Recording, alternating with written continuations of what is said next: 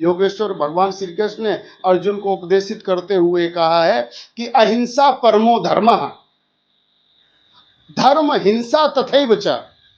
अहिंसा परम सर्वश्रेष्ठ है, अहिंसा परम धर्म है। लेकिन अगर धर्म की, अगर कहीं पे अनादर हो रहा है और धर्म की रक्षा करनी है, और धर्म की रक्षा करनी है, हिंसा भी करनी है, तो वो भी धर्म है।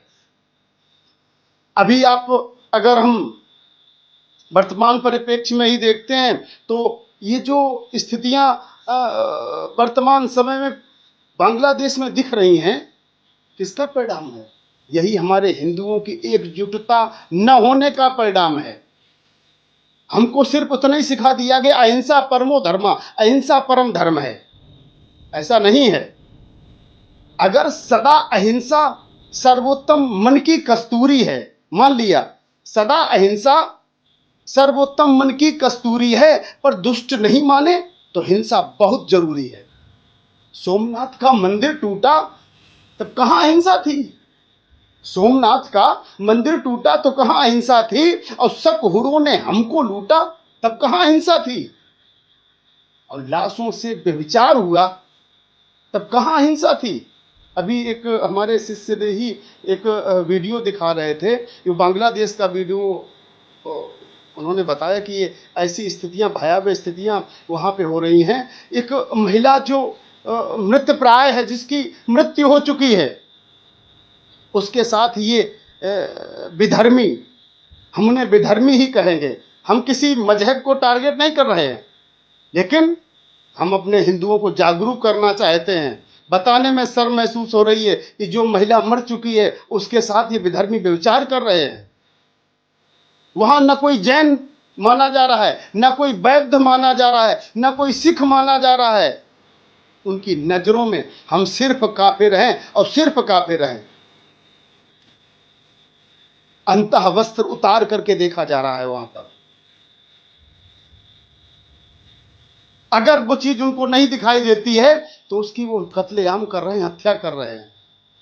आज हम सभी भारतवासियों को, सभी हिंदुओं को जागरूक करने के लिए हम प्रेरित करना चाहते हैं कि सभी भारतीय हिंदुओं जाग जाओ। अगर आगे आने वाले कुछ वर्षों में जैसी ये बांग्लादेश की स्थिति हो रही है, यही भारत में होगी तो क्या होगा तुम्हारे साथ में? अगर बांग्लादेशी हिंदुओं के साथ ये हो रहा है, वो चलो भारत में आ गए, उनको भारत में एक शरण मिल गई, भारत में एक स्थान मिल गया, और यही आगे कुछ वर्षों में भारत में हुआ तो तुम भारतवासी हिंदू कहां पे जाओगे? कभी मन में विचार किया? कभी उन बांग्लादेशियों में जो अत्याचार दुराचार हो रहा है इस पर विचार करिएगा। अभी अपने बैंक बैलेंस, अपने रोजमर्रा के कार्य में आप सभी लोग व्यस्त हो।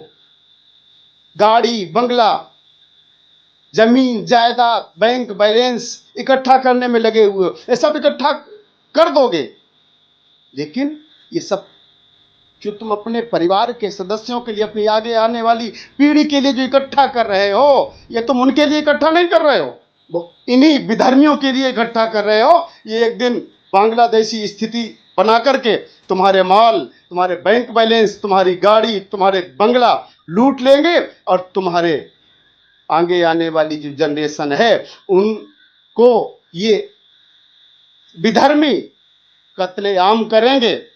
आज भी जागरूक हो जाओ हिंदुओं, और इन वर्गों में न बट करके सिर्फ एक ही आपके हृदय से वाणी निकलनी चाहिए, एक उच्च स्वर में वाणी निकलनी चाहिए कि ना हम कोई शूद्र हैं, ना हम क्षत्रिय हैं, ना हम वैश्य हैं, ना हम निम्न कोटि के हैं। हम हैं तो सिर्फ हिंदू हैं, और सिर्फ हिंदू हैं, और हिंदू सनातन धर्म पर अगर कोई भी आंच आएगी तो हम सब एकजुट होकर के उस